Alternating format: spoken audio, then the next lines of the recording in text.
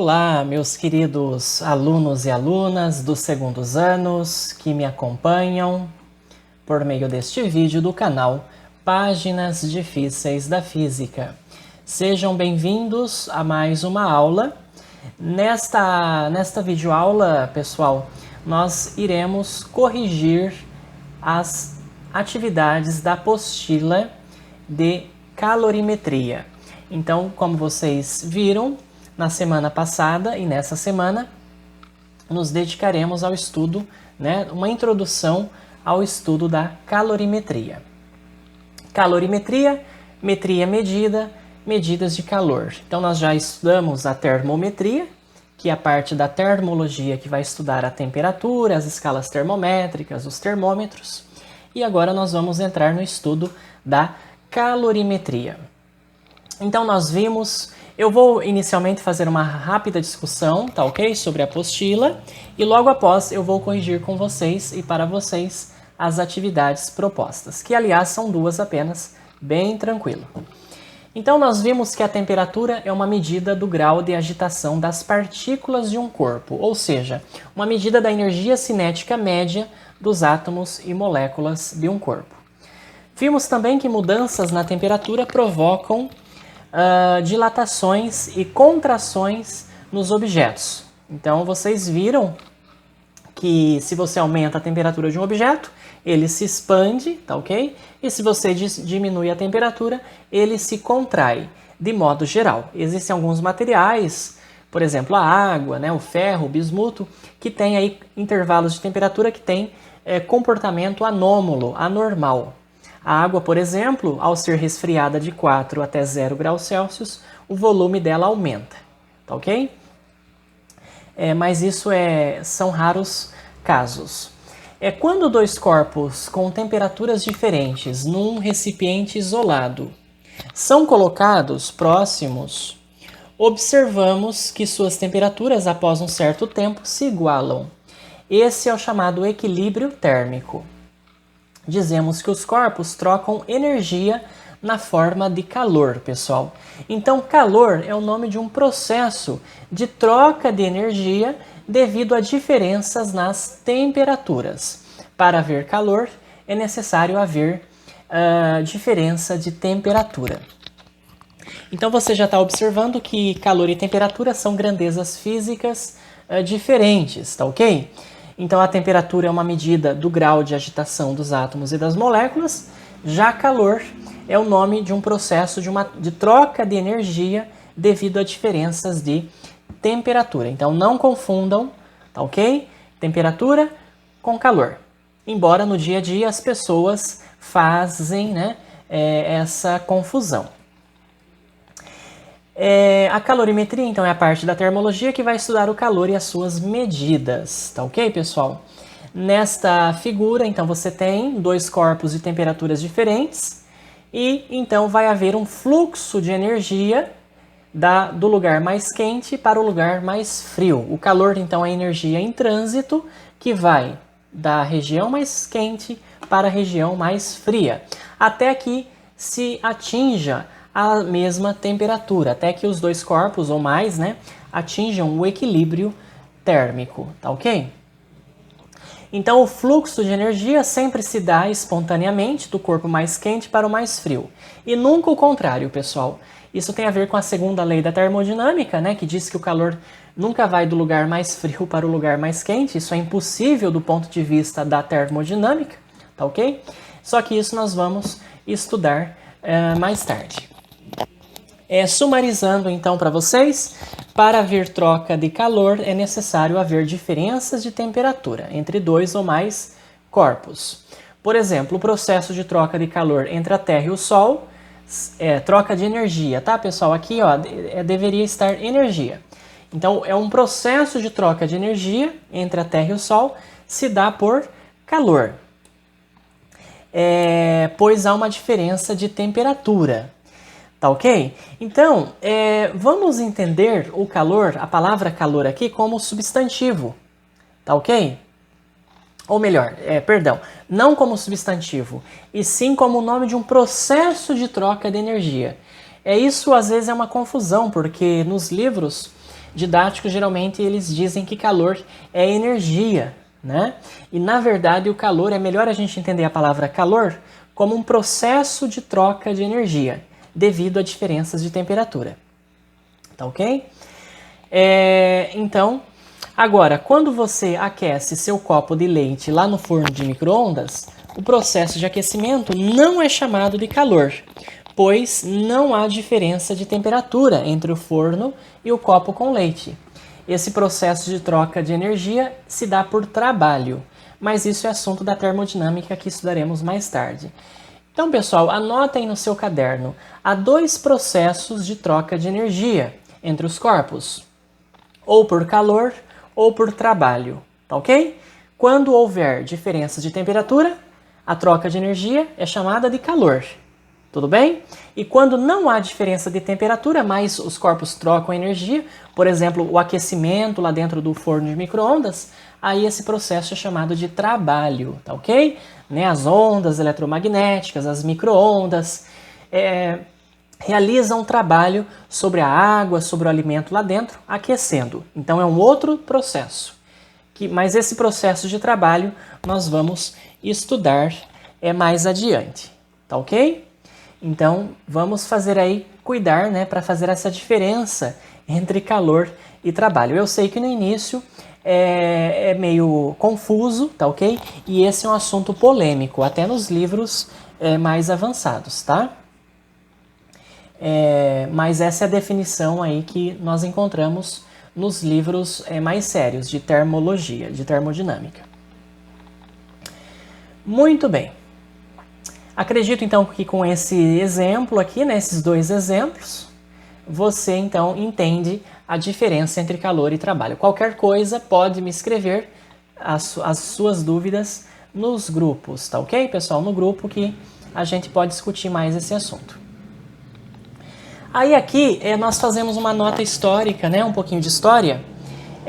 Então até por volta de 1840 achava-se que o calor era uma espécie de substância ou fluido, né, que Lavoisier chamava de calórico.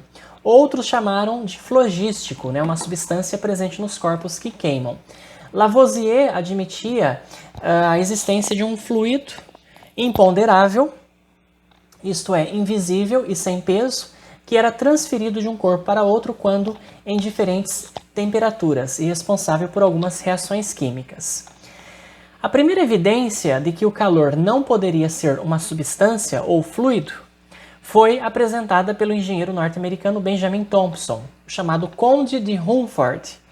Em 1798, Benjamin Thompson observou que os cilindros de latão sofriam intenso aquecimento quando eram perfurados para a fabricação de canhões, né, pelas brocas, ou quando uma broca, né, perfura um metal, uma pedra, também há aquecimento.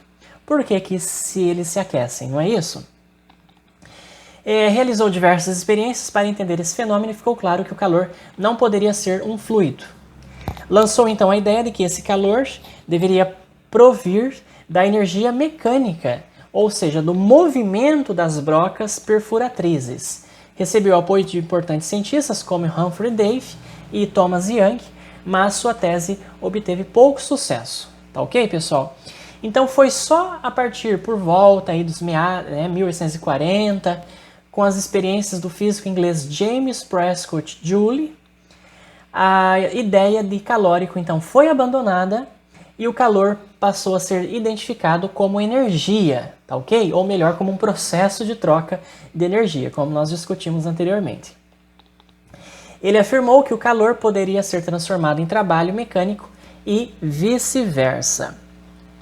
Ele inventou um recipiente com água isolado termicamente, mostrado nessa figura aqui, no qual colocou um sistema de pás que podiam agitar a água. Então, pessoal, o experimento de Joule, ele era basicamente um liquidificador gigante. Como mecanismo impulsor, utilizou um bloco que deixava cair lentamente de uma certa altura, e à medida que esses blocos então caíam com velocidade constante, né, essas roldanas então giravam, aí essa corda enrolada aqui nesse cilindro, acabava girando então esse cilindro, né, esse eixo, que giravam essas pás, agitavam a água aqui dentro. E aí Joule, ele conseguiu medir, pessoal, a elevação de temperatura da água, tá? Então ele notou que as pás agitando essa água aqueciam um pouquinho, né? Essa variação de temperatura é bastante pequena na prática, e ele conseguiu calcular essa variação de temperatura da água. Então ele notou que a energia e potencial gravitacional desses blocos era transformada em energia interna, né, do sistema água, que fazia aumentar a temperatura. Muito bem. Aqui tem uma formulinha, tá? Não vamos nos preocupar com essa fórmula nesse momento, porque essa fórmula aqui do calor, para calcular a quantidade de calor, nós vamos estudá-la mais tarde, tá? É o próximo assunto. Então vamos lá. Conhecendo o valor da massa m do bloco, da altura h de queda dos blocos e da massa de água no recipiente e da variação de sua temperatura, né? Joule, que nós chamamos aqui no Brasil Joule, né, pessoal?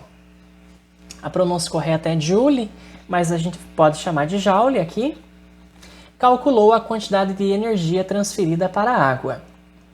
Ele observou que podia elevar em 1 grau Fahrenheit a temperatura da água quando utilizada uma massa de 772 libras, caindo a uma distância de 1 pé. Então notem aqui que são unidades inglesas da época, né, do sistema inglês. Libra, que é a unidade de massa, pé, que é a unidade de comprimento, de distância, graus Fahrenheit, que é a unidade de temperatura, né, no sistema inglês, que nós já estudamos também. Repetiu a experiência inúmeras vezes, introduzindo variantes no método, como mudança da natureza do fluido, né? Ele utilizou, além de água, outras substâncias, material das paletas, o processo de aquecimento, e ele constatou que eram necessários cerca de 4,18 joules para elevar de 1 grau Celsius a temperatura de 1 grama de água.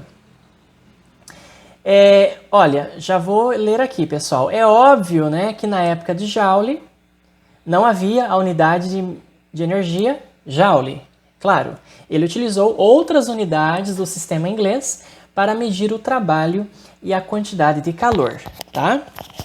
Hoje nós medimos energia em joules, tá ok? Que é aqui a definição, né? 1 newton vezes 1 metro. Então, pessoal, olha só, né? Vou reler para vocês. Então, 4,18 joules para elevar em 1 grau Celsius a temperatura de 1 grama de água. Bom, a energia necessária para elevar a temperatura de 1 grama de água em 1 grau Celsius foi definida, há já muito tempo, como uma caloria. A caloria é uma unidade histórica de medida de calor já muito antiga e até hoje nós continuamos usando essa unidade. Então, do experimento de Joule fica claro que uma caloria é igual a 4,18 joules. Tá bom, pessoal? Aí eu coloquei aqui um lembrete para vocês lá do primeiro ano, né? 1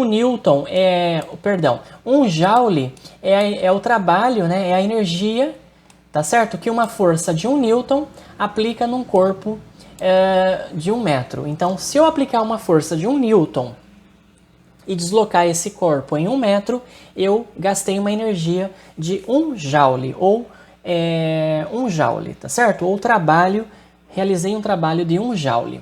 Bom, vocês têm que lembrar, pessoal, que 1 newton, né, só para facilitar, você pode, então, entender 1 newton como a força, peso de um objeto de 100 gramas de massa, tá?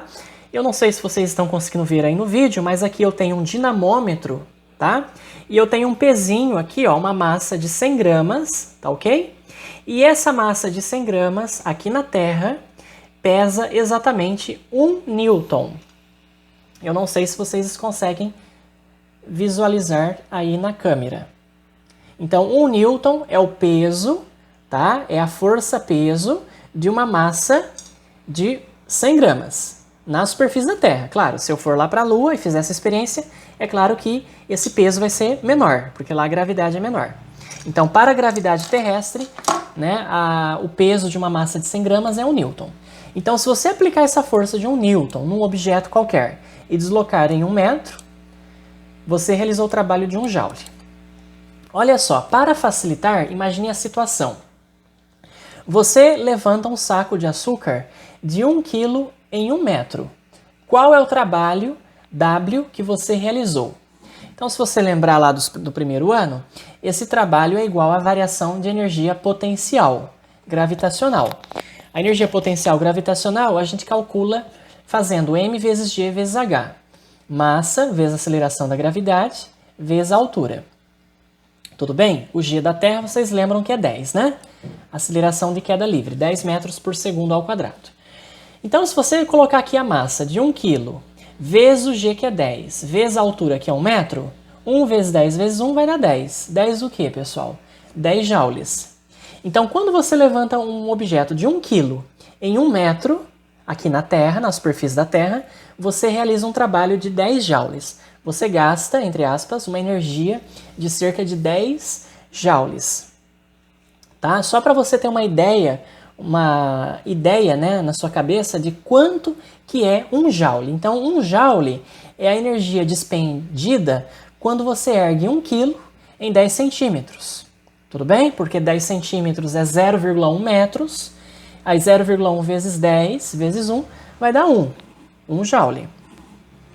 Além disso, você pode saber essa energia em calorias, né? Então, não esqueçam, ó, uma caloria tem 4,18 joules, tá bom? Que às vezes a gente pode arredondar para 4 joules. Você sabia que a quantidade de calorias diárias para uma pessoa adulta é cerca de 2.000 quilocalorias? Note que uma quilocaloria é igual a 1.000 calorias. Então, nós precisamos, pessoal, em média, por dia, de 2.000 quilocalorias, ou 2 milhões de calorias, tá, de energia para a nossa sobrevivência. Depois eu vou provar para você lá no segundo exercício por quê, que tem que ser cerca de 2.000 quilocalorias. Vamos agora descobrir quantos andares uma pessoa de 70 kg teria que subir para gastar, entre aspas, e aí aqui eu coloco uma nota de rodapé, que já eu vou ler para vocês, gastar toda a energia fornecida por uma barra de 100 gramas de chocolate. A palavra gastar está entre aspas aqui, senhores, por quê? Porque, na verdade, nós não podemos gastar energia, né? A energia não pode ser criada nem destruída. Esse é o princípio da conservação da energia. A pessoa que come a barra de chocolate, olha só, transforma, né, converte a energia química desse alimento em energia potencial gravitacional ao subir uma certa altura. Tá? Então, para você se deslocar, para você andar, você precisa gastar, entre aspas, a energia dos alimentos que você ingeriu. Então, no seu corpo está acontecendo uma transformação de energia química dos alimentos em energia potencial gravitacional ou energia cinética, tá certo? E no próprio calor, né, que você está liberando para o ambiente, tá ok? Para manter aí a nossa temperatura constante, né, em cerca de 36,5,6 graus Celsius, tá? Devido às reações bioquímicas que acontecem no nosso corpo. Então aqui eu coloquei uma tabelinha para vocês, ó, né, todo alimento tem a tabela nutricional. Então, porção de 100 gramas, olha só, né, 100 gramas de chocolate, qual é o valor energético? 587 quilocalorias, que ele já deve estar em joules aqui, ó, 2.465 quilojoules, tá bom? Ele já multiplicou por 4,18, né, para transformar em quilojoules. Muito bem, então 100 gramas de chocolate libera aí 587 quilocalorias, tá? Na próxima aula, pessoal, na próxima apostila, vocês vão conhecer como é medida o valor energético dos alimentos. Como que a gente sabe que tal alimento tem tantas calorias, tantas quilocalorias, tá? Então aguarde que vocês irão estudar isso aí também. Essa energia em joules, né, é usada para a pessoa subir uma certa altura H.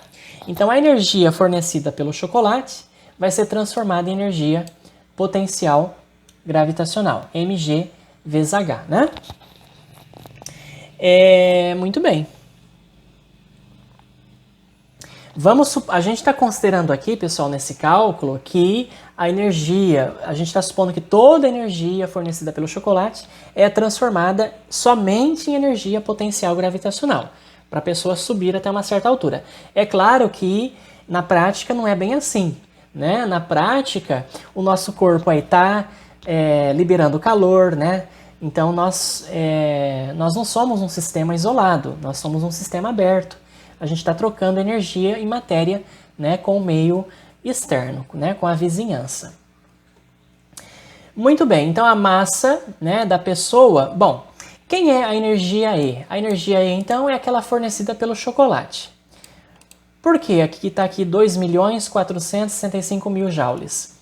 Porque, veja, eu preciso da energia em joules, certo? Que é a unidade do SI. Então, olha só, 2.465 kJ, para transformar em joules, tem que multiplicar por 1.000. Porque o prefixo quilo aqui vale 1.000, né? Então, eu tenho 2.465.000 joules. Esse é o valor da energia E. Isso é igual a M, que é a massa da pessoa, 70 kg, vezes G, que é 10, e vezes o H, que é a altura. Então, se você fizer aqui essa conta, ó, 70 vezes 10 dá 700, passa dividindo, aí você divide 2.465.000 joules por 700, você vai achar 3.521 metros aproximadamente. Se a gente supor que cada andar tenha cerca de 3 metros, isso equivale a mais de 1.000 andares, pessoal, tá? Então, se supondo, teoricamente, que toda a energia do chocolate, né, você use para você subir, né, uma certa altura, você aí conseguiria subir, né, em tese, teoricamente, mais de 1.000 andares, tá? Um problema bastante interessante. Ou seja, né, o nosso corpo, a gente tem que pensar 2 vezes, né, pessoal, antes de consumir alimentos muito calóricos, tá certo? É claro que uma parte dessa energia também é usada para manter o nosso corpo aquecido, né, numa temperatura constante, tá ok? E depende, né, do metabolismo de cada pessoa, claro, né? Então, bastante interessante esse exercício, tá? Isso aí serve para a gente refletir, né, sobre a nossa alimentação também, tá ok? Muito bem. Vamos então passar aqui rapidamente para os exercícios. Eu tenho 2 exercícios. Exercício 1, uma questão de marcar X, e a questão 2 é um probleminha, tá? Um probleminha que a gente vai fazer uma conta e eu vou mostrar para vocês aqui por que as calorias diárias para um ser humano, né, adulto, em média por dia, é cerca de 2.000 quilocalorias. Então, a primeira questão, assinale a alternativa que define corretamente o calor. Trata-se de um sinônimo de temperatura em um sistema? Não, porque calor não é temperatura, não é sinônimo de temperatura, são grandezas diferentes, tá ok? Letra B, é uma forma de energia contida nos sistemas? Também é incorreto, pessoal, do ponto de vista físico. É errado dizer que os corpos têm calor, né? Os corpos não possuem calor. Por quê? Porque lembrem, calor é o nome de um processo de troca de energia entre corpos de diferentes temperaturas. Na verdade, os corpos não têm calor. Os corpos possuem energia interna, tá ok? Anotem isso no seu caderno. Letra C. É uma energia em trânsito, aqui na verdade deveria ser em trânsito, né? É uma energia em trânsito de um sistema para outro, devido à diferença de temperatura entre eles. Tá ok? Verdadeira. Esta é a questão correta. É a alternativa correta. É uma forma de energia superabundante nos corpos quentes? Falso, né? Isso é o nosso senso comum que diz. Letra E é uma forma de energia em trânsito do corpo mais frio para o corpo mais quente. Falso também. calor, né, o processo de troca de energia do corpo mais quente para o corpo mais frio, e não o contrário. Basta você deixar uma xícara de café numa certa temperatura, né, alta temperatura, em relação ao ar, exposto ao ar ambiente, depois de um certo tempo você percebeu que o café esfria, porque a energia vai do corpo mais quente para o corpo mais frio. Questão de número 2 da FUVEST. Um ser humano adulto e saudável consome, em média, uma potência de 120 joules por segundo. Tá bom, pessoal? Essa informação aqui ela é bastante importante para vocês. Ó. Potência de 120 joules por segundo. Então, a potência que nós dissipamos, em média, né, na forma de calor aí, é de 120 joules por segundo. É uma informação muito importante essa para vocês. Até para fins de Enem também, né? A potência que a gente dissipa, né, em forma de calor, é 120 joules por segundo. A cada segundo, o seu corpo perde cerca de 120 joules de energia, tá? Nós também podemos chamar isso, pessoal, falar em 120 watts, né? Lembrem que a unidade de potência no sistema internacional é o watts. 1 watts é igual a 1 joule por segundo, tá bom? Uma lâmpada incandescente aí tem média de 100 watts, né? Então você dissipa uma potência um pouco maior ainda que uma lâmpada incandescente, né? De 100 watts. Então a nossa potência média dissipada é de 120 watts. Uma caloria alimentar, entre aspas, que é 1 quilocaloria, pessoal, e aqui tomem cuidado porque isso é motivo de muita confusão na prática, né? As calorias que a gente precisa por dia são 2.000 quilocalorias. Mas os nutricionistas, eles falam em 2.000 calorias. Na verdade, existe a caloria do nutricionista, que é a caloria alimentar, que vale 1 quilocaloria. Tá ok? Então, quando você ouvir um nutricionista falando aí que o ser humano precisa de 2.000 calorias, entenda que, na verdade, são 2.000 quilocalorias.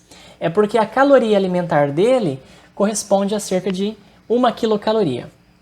Ou seja, 4.000 joules, tá bom, pessoal? 4 vezes 10 elevado a 3 joules. Lembrem que uma caloria tem 4 joules, cerca de 4 joules, né? E aí aqui, então, 1 quilocaloria, são 1.000 calorias, 1.000 vezes 4 vai dar 4.000 joules, tá bom? Que ele já deixou aqui em notação científica, ó. Para nos mantermos saudáveis, quantas calorias alimentares, então ele não está perguntando em calorias da física, mas sim em calorias alimentares, que vale 1 quilocaloria, né?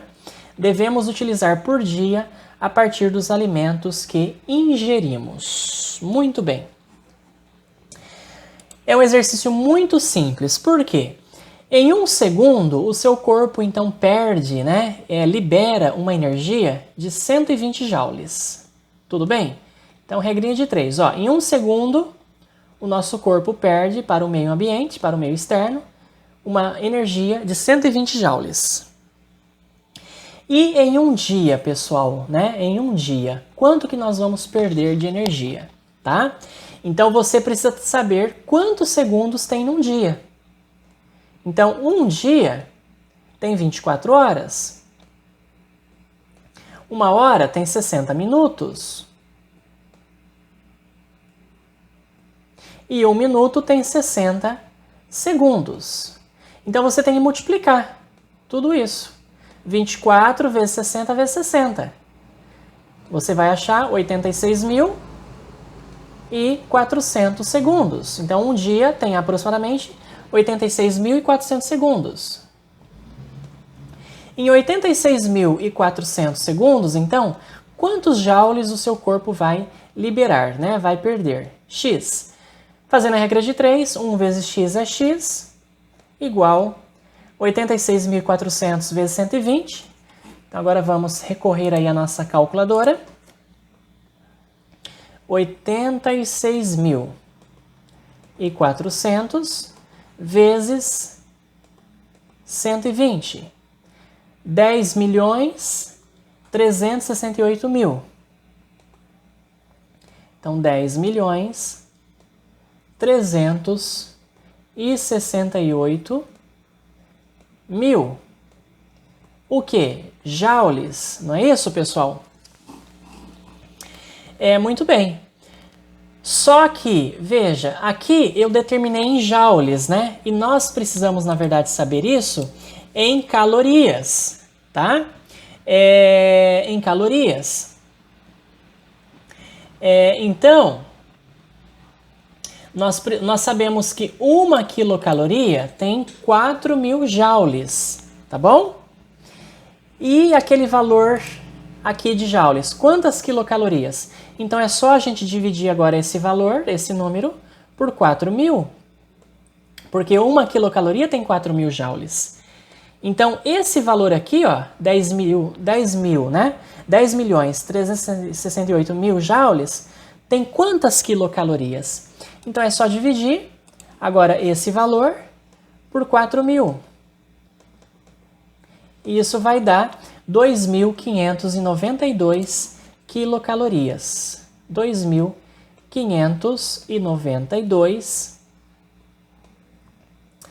perdão, aqui quilocalorias, né? Então, quilocal.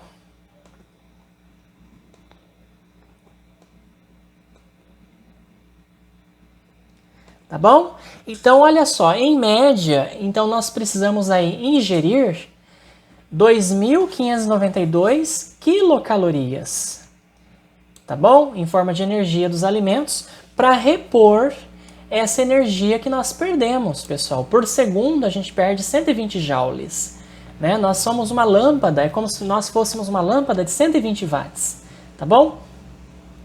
Então, é por isso que as calorias aí diárias que a gente precisa ingerir, né?